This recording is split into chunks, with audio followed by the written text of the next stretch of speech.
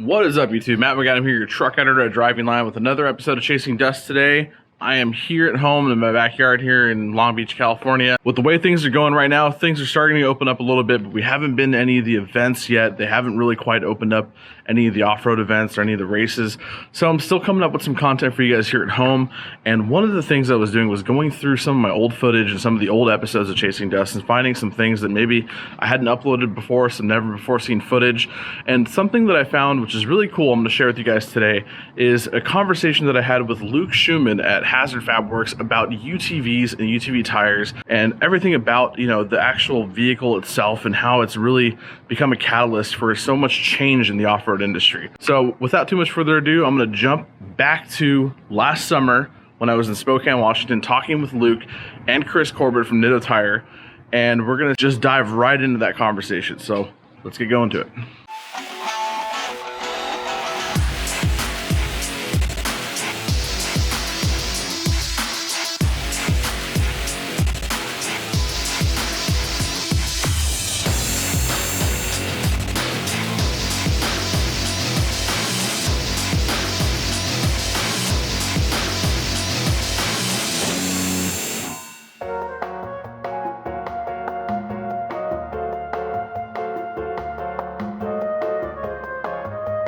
All right, well, we just got here to Hazzard Fabworx. This is definitely the building here, a bunch of Jeeps and trucks in the parking lot.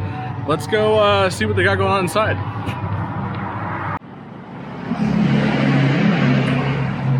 How do you have a side-by-side? Oh yeah, I wanted to talk to you about this thing because it is out of this world. Yeah. This is we all know the side-by-side market is huge. It's awesome. So, of course, we do everything side-by-side. The industry is kind of funny in that most people go to the dealership. You buy a brand new side-by-side and you get your accessories at the dealership, which is kind of funny to me. You think you'd go to an off-road shop that has, has knowledge about this stuff. So lately I've been keeping this in the showroom. We do swap out a lot of stuff in the showroom. We always got, usually a new build we're doing, but lately the side-by-side market is huge and we're doing more and more of the stuff. A lot of the same companies that build truck and Jeep parts build side-by-side parts. So we already have those relationships and the knowledge about their products and the relationships to get them at a good price.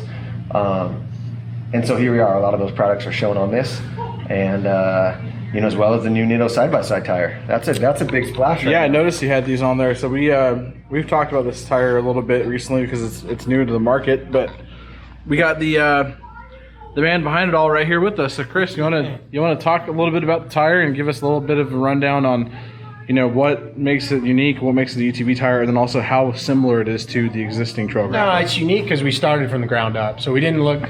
There's a lot of great tires in the market. We baselined that tire off our KOH experience, more or less. So with KOH, it's a 40-inch tall tire. It's special compound, special construction. Those cars are 700 to 800 horsepower, all-wheel drive, and we do really well in that arena. We've won King of the Hammers, we've won nationals, we've won a lot of races in between. So when it came time to looking at a side-by-side tire, the thought process was, does it translate to a 220 horsepower turbo car, all-wheel drive, rock, sand, mud, snow, everything? Does it translate? So we did a couple of years of testing and played with sidewall construction, top cap construction, and we settled on this. And it wasn't just like you guys going out there with your engineers, but I went to one of your testing days early on. This is like 2 years ago. Yep. And you guys had Shannon Campbell, Lauren Healy, Eric Miller. Let's bring all the guys that can break it. Right? Yeah, you had all the past kings of KOH in brand new cars that were mostly stock, right? And all you had done was change the tires on them. So we did all of our, for the most part, all of our testing at that time was on turbo razors, and then we had some Maverick. Maverick RSs. So a couple of them are tuned. Shannon Campbell had his full race KOH razor. We had a couple of the X3s that were tuned to 210, 220 horsepower. And part of that was turning those guys the keys for a couple of days and go, see if it works. Right. And with that, there are all those guys concerned, including ours and mine, is sidewall, right? You just don't want to have sidewall issues. You don't want to be out railing in the desert, hauling ass, and slide into a berm and catch a stick or something dumb. It's going to happen, but I think with ours being the unique construction, I think you got a much better chance of coming out the other side. Yeah. So anything can happen. I'm not going to say it's it's can't happen. Yeah. Yeah. But as far as what it really is a mini me of our race tire. It really is a smaller version of our K-spec, what we call our K-spec or KOH spec race tire.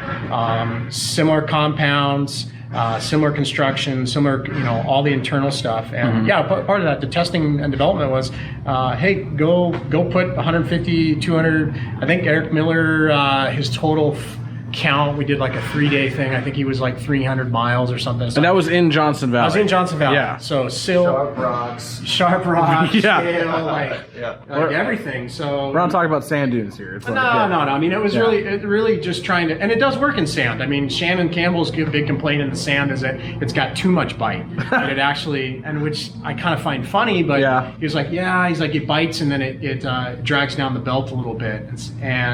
But his co-driver's like, don't listen to Shannon. It goes, it pulls through sand. Yeah. So it's been really good so far. I mean, we have them in 32s, we have them in 30s. The 30-inch weighs right in at 39 pounds, and the 32 is at like 40. I want to say it's 43 or 42.5 or something like that. So what you gain in structural integrity, you lose a little bit in the weight category. You do lose but weight. Yeah, you do. You got to really think about what's most important. Yeah, there's a trade-off. So I mean, the prior market has always looked at the tire as a consumable, right? Yeah. It's a consumable that may or may not last the length of a belt, right? Sure. We looked at it as like we're looking for the long-term belt. We'd rather you get more miles out of it, have more fun out of it. And a lot of guys don't run spares either, right? So it's nothing like getting a full sidewall tear in the middle of Johnson Valley or the middle of the Michigan dunes or Baja or whatever, or Moses Lake or anywhere else, Yeah. and then you're like, oh man, now I've got a long walk ahead. Well, I think another thing that I kind of like, that tire there has at least 200 miles on it. Let's take a in the look at rear it. tire and that's short of, this isn't Johnson Valley rock crawling. This is running dirt roads with my buddies side by side at 60 to 80 miles an hour, sliding corners in 2-wheel drive. Yeah. That's a lot of what I love to do up here. It's just fun, good driving experience. Fronts look brand new. The rears, of course, are spinning the whole time. Yeah. They still have great tread on them, and any of your other four-wheeler style balloon construction tires, they're not predictable going in and out of the corner. The tire rolls over, and they don't last. Yeah. So, I mean, this tire, it's not really much more money, or if any more money than the next best tire of your choice, but you're only gonna have to buy them half as much. Yeah, that for me is the best part of putting this tire on, say, a RZR, is it makes it feel like a go-kart. It makes it feel like a rally car. Like doesn't when you roll pitch in. into It's on a corner- rails, yeah. Oh yeah, you pitch into a corner and it doesn't want to roll over. It just it basically feels more car-like, I think, than it does. Which More for some planned. people, again, it's not for everybody. Some people are really entrained to that rounded carcass and that just Body roll kind of feel. just kind of Yeah. walking. Because when you're in a long wash and you're standing on it with a round carcass, you're always kind of just doing this. You're always kind of swapping right, swapping left. Yeah. But I find with this tire that it bites really good, and you're more just lateral straight. You're more steering input. I think your steering input's better. Everything I feel is a little bit better. And I feel, especially in four-wheel drive, when I drive this car in four-wheel drive, I get bored. Like if I'm running those same roads in four-wheel drive, it's absolutely faster, but I want to slide into it sideways. Get sketchy with it. Sketchy with my buddy, side by side, looking at each other in the eyes. And in four-wheel drive, the thing pulls super even and square. And yes, it's faster. Yes, I can pull in front of my buddy because I'm in four-wheel drive. But it's about having fun. So it's almost like two-planet in four-wheel drive. The thing goes right where you put it.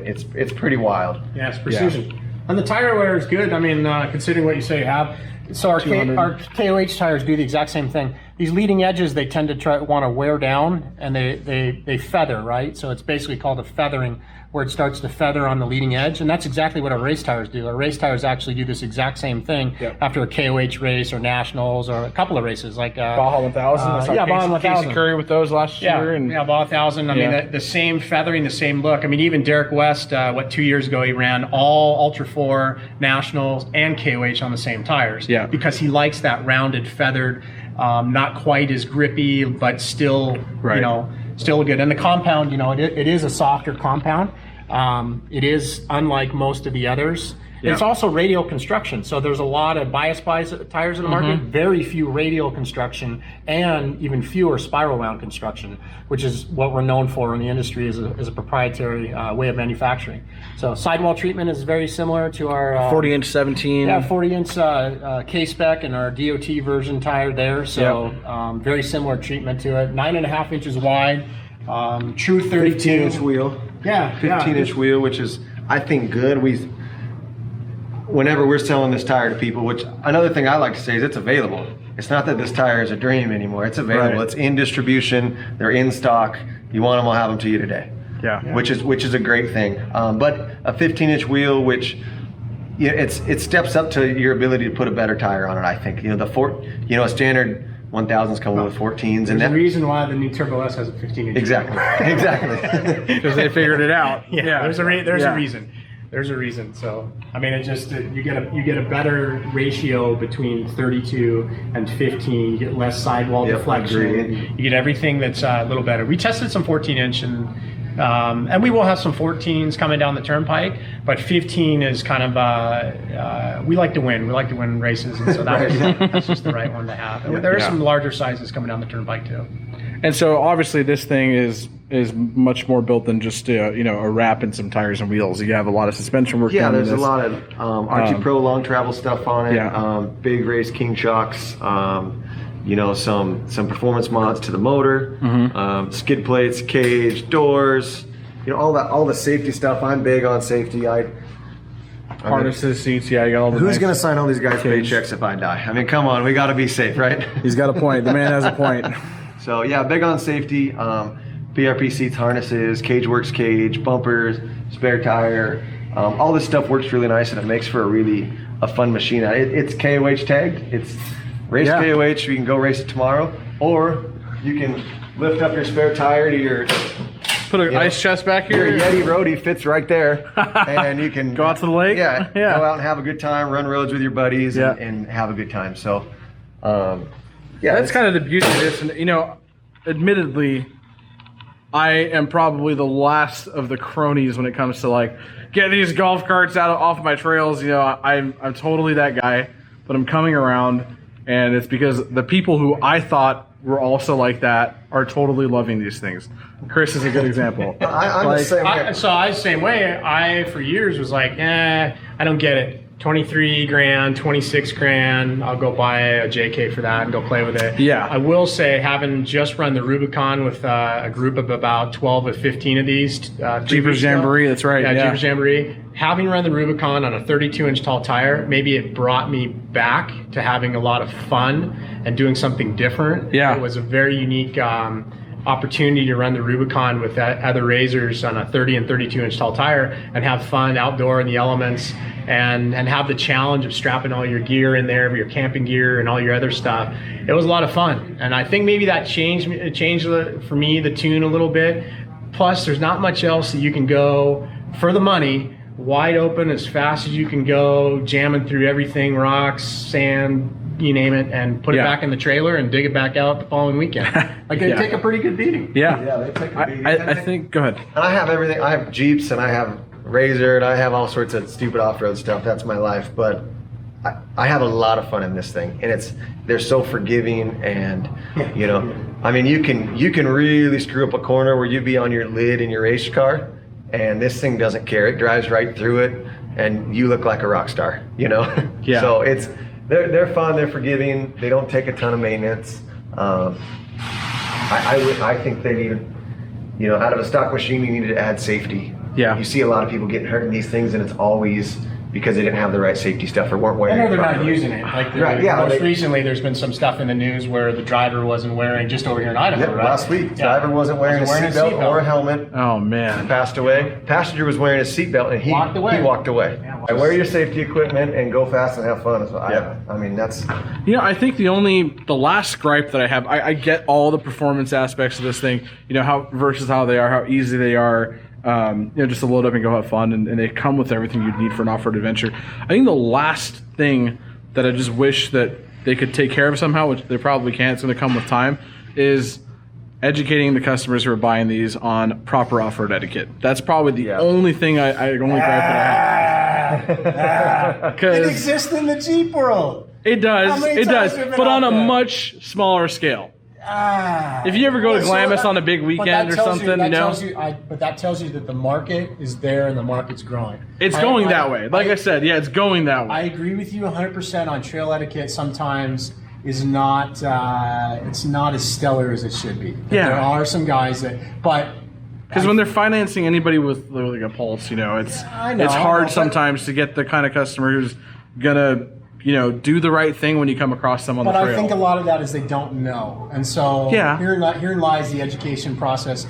The Jeep community has had Jeep guys educating themselves for 40 years, 50 years, right? It's brand new. We self-police, right? We're like, an hey. old guy that you wheel with that says, "Hey, don't do that. Stay back." Yeah, right. You learn from your peers, right? Wait at the Y in the I went with trail. my dad. Yeah. And my dad, hey, don't be a jackass. Like, wait your There's a turn Y. to go Stop up and that. wait for the guy behind you. Behind you, exactly. Yeah, that sort of I thing. think with razor guys, it's not, and I call them razor guys, and it's not a designation, but I think with side-by-sides, I think that there's not a lot of that etiquette within its own peer group. Sometimes you get only 2 or 3 guys and you go railing around the dunes and that you're just your 2 or 3 guys, and common sense goes out the window. And I do think that is just a product of maybe a new market. It's an inevitability. 5 years ago, they weren't here. I think what's going to help this is like a lot of these guys who are putting on these razor runs, who are knowledgeable individuals who know what they're doing, who built these vehicles, and they are going to be the ones to kind of usher in this new era of understanding what the etiquette is and how to actually conduct yourself when you're off-road and you're with a bunch of other people. I think that those experts in the field who are going out and they're giving people these experiences are going to be the ones to kind of help push that narrative more and more. I mean, I think as the market matures and as we all tend to get a little bit older, I think I get a little more grumpy and a little more short with people on the trail. I'm like, hey, wait your turn. We're all here for the same reason. Right. To put on a smile and have fun and have a good time. I think part of that is just people being, in this day and age, nobody wants to offend, right? Nobody wants to. You don't want to be that guy. You don't want to be that guy. Yeah. But sometimes you have to. Sometimes you got to speak up and say, hey, not good. Yeah. Not good. Yeah. So, I hear Common sense, it goes a long, long way whenever you're driving anything off-road. So, but I do think I'm coming around to these. Well, would it make it any better if it was $10,000? Probably. $5,000? Yeah. I mean, I think the price point is the kicker for a lot of people. I think the price point of entry is the. I will say, as I see it, I have a lot of friends that, people that come in here that 2 years ago, I'm like, man, did you get a razor yet? And they're like, oh, I can't afford that. It's $18,000. Well, now that same $18,000 razor is like $10,000. You're like, hey, I got a razor, I got a 1,000. Right. You're like, the used market's sweet. come around. Yeah, used market's awesome. The used market. A lot And of the people- innovation that they've all come out with the new pretty Turbo cool to S and the see. new XP Pro. Yeah. And all of those. Well, this is a 1-year-old car. Yeah, suddenly and it's this old is now. old. Yeah, it's a 1-year-old car. It's already obsolete. Full build, and it's old. Yeah, I know. I'm gonna cut it. You got the shots. That's just it. It's created a secondary tier market for guys that are buying them, much like a Jeep. A Jeep never goes away. It just reinvents itself. Absolutely. It shows up here and gets wheels and tires and shocks, and razors will be, they'll be the same way. Yeah. They'll just reinvent themselves and I keep think on it's going. big. I always, the razor thing is funny to me. Like I kind of started with is, everybody goes to the dealership to buy their accessories, and it's crazy to me that you don't go to the people that actually understand the car and what it needs. Not just the go to an salesman. off-road shop to get your razor accessories. Yeah. I mean, Come see Luke. yeah, it's just crazy to me. So He's got this thing in his shop, and And he built it here, and he uses it, so you can tell, you know, like places like this is where you want to be at to get all your brands advice. you're right though. The brands that are big in the Jeep arena, which is traditionally bolt-on accessory type stuff, are big in the radio. And there are some new brands, and that's been great. But you can buy those too, and we can get a great price. And you know, King shocks, you know, on your Jeep, PRTC, KMC wheels, yeah. Rugged radios, KC lights. Yeah, KC lights. I mean, It's basically a Jeep. Yeah. A lot of the same stuff. Yeah. So you can't really go wrong by talking to somebody who knows what they're talking about when it comes to Jeeps and off-road vehicles in general, because they make all the same parts of these things. Yep. And you know, I will admit that this is exactly what the off-road industry needed to pick itself back up. Yep. I think the It came at a good time. did a big job. Yeah, For sure. A really good job of getting families back in the woods. I always say I love a JK because it got families back in the woods. Yeah. The JL's another step up from that. And I think side-by-sides are doing the same thing. Two-door and four-door razors get families in the woods. Yep. So and that's what it's about. Why we still can, because idiots are going to screw it up for us, and someday there'll be no woods left. So That's right. You know what? I still haven't gone for a ride on one of these yet. Really? Like, I mean, I've been in the one that you and I did in Moab and stuff, but in a fully built Razor. But in a full-blown built Razor or Can-Am, I haven't been in one, and I think that I'm doing it to myself so I don't get bit by the bug. So. The RV park, they're thinking. Let's go for a ride. I didn't realize you hadn't been in one. I was going out there, Michael. I'm just Yeah, I didn't realize you hadn't been in one. I'm just terrified that I'm gonna get bit by the bug, and then abandon my Toyota build. I can understand. That's what you put in. I mean, the problem is you start with a $23,000 Razor, $26,000. I think the new Turbo S 4 seats $30, $31. So you get it on a deal at $26. You're still going to be $10,000 into it. By the time you do cage, which is going to be $1,500 to $2,100, you're going to do seats, Wheels, tires. you can cheap out. You can do the cutouts on the stock seats, and Yeah. and the new XB4 seats are actually really good. But Yeah. right now, the Turbo S is everywhere, and the Can-Am. Yeah. So, but you're gonna do, wheels and tires. You want to do an intercom system, and if you got a 4-seat, that's $2,100, $1,600 to $2,100, depending on if you're going full crazy stereo. Yeah. Then of course you've got all the ride command stuff and the newer ones, and I mean, you can get shifters, and then it starts to get like a Harley. You start like, Every hey, I want a accessory. chrome S&S air cleaner. Yeah. And you suddenly you got start, billet knobs I want a fancy mirror, and you start looking at stuff. Billet hangers. And Yeah, billet harnesses hangers. And, But that's the fun part too. Is even I got the bug. Is I see a new billet part, and I'm like, ooh, I gotta have that shifter. Yeah. I'm saying. Z Brothers shifter, I love it. And it feels good in your hand, and every Yeah, time I same. shift it, I smile. Yeah. I'm Money saying. well spent. So Luke, do you get a lot of customers in here bringing you Razors to get worked on, or is that you do? a lot. Yeah. I mean, of course we do more trucks than Jeeps. Yeah. Probably 35 to 1. Wow. Okay. Yeah, that's a lot. But yeah. we probably work on 10 Jeeps a day. So Yeah. if I work on 2 Razors a week, and I mean, That's a lot still. That's It's a lot. Ton, yeah. so For off-road shop up here. What would you say is like the entry level? I just bought my UTV and I want to, just do a couple upgrades to it and go out and have fun with it. But I don't want to break the bank. So I what would always tell people, please put harnesses in it. It's got a shoulder harness, and it's just going to twist you up when you crash it, Right. right? Not if, but when you crash it. So Yeah. first thing, harnesses. The factory makes some nice retractable ones at a minimum, or some solid like a PRP. Yeah. If you do harnesses and an aftermarket cage, I'd love to go riding with you. Yeah. If you have a stock cage, I don't want you to unload it off the trailer. I really don't. Stock cage. Because is that's a full up. roof support, more or less. Yeah, it really is. It's a Yeah. roof support, a plastic roof support. Make sure you're set up right. I mean, I can't tell you how many times I see people do belts. Yeah. And, a rule of thumb is traditionally the plane should come straight across. And I see No more stuff than that's 10 like degrees. this, Way up, or yeah. like this, Right. coming behind the seat here, and it makes my back cringe. I mean, because that's literally how you're wanting to compress you. Yeah, you're Yeah. wanting to compress, Pull you down, yeah. or if you're like this, what's going to happen? You're forcing the seat. To rip, Yeah, to rip or to tear, to pull up from the mount, which Yeah. I've seen in crashes before. Like just getting it hunkered down and keeping your lap belt tight is key. But And it's more than just buying the parts and putting them in. You got to know what you're doing. And we're happy to tell you, if you bought them offline, I don't care, swing by, let me show you how to put them on. Yeah. Make sure, right? I want you to be around. I like people. But I always say the first thing are harnesses in a cage. Please put harnesses in a cage in it. Yep. And there's a million things after that, but that's The always where you performance should stuff start. goes on from there. Yeah, for sure. And the cage doesn't have to be some super crazy razoo cage. There's a lot of cost-effective ways to do that. Yeah. So Cool. Okay. All right, guys. Well, I think we pretty much covered everything from A to Z. yeah, there's a lot of different stuff here.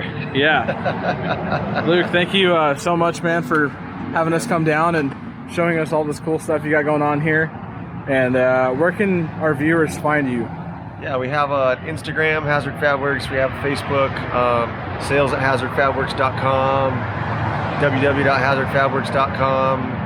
Google, there's a ton of stuff out there on Google to find us, videos and stuff. So, And you can find them on the trails locally. absolutely, we're always out here and at a lot of the national events too. So, come find us, say hi. We're happy to help with anything we can. Sweet. Awesome. Yeah, that was a lot of fun. Chris, good hanging out with you too as always. man, it was fun. Thanks, dude. Yeah, it was a good time that you're here. So enjoy your 5-hour trip back with your new Jeep. Fun. Yeah. Well, cool guys. I'll catch you guys hopefully next time we're out wheeling together, or maybe you got to drag me back up here to do some wheeling with you guys. Let's do it. UTV wheeling. Yeah. You got to suck me into that world, man. Yeah, let's do it. Yeah. All right, guys. Catch you later. Later. Yeah. Bye. All right, guys. That pretty much wraps up our day here. It was a lot of fun hanging out with Luke Shuman and Chris Corbett from Nitto today. Really, really impressive what they do here at the shop. And, there's a lot more going on here than I thought there'd be. They have tons of different vehicles. You guys saw everything we were talking about today. Hopefully I get to go wheeling with Luke sometime soon. Maybe out at King of the Hammers or EJS in Moab this year. But that'd be really cool. So that's it for us today. I appreciate you guys watching. It's your truck editor at Driving Line, Matt McAdam, aka Desert Chief. I will see you guys on the next one. Adios.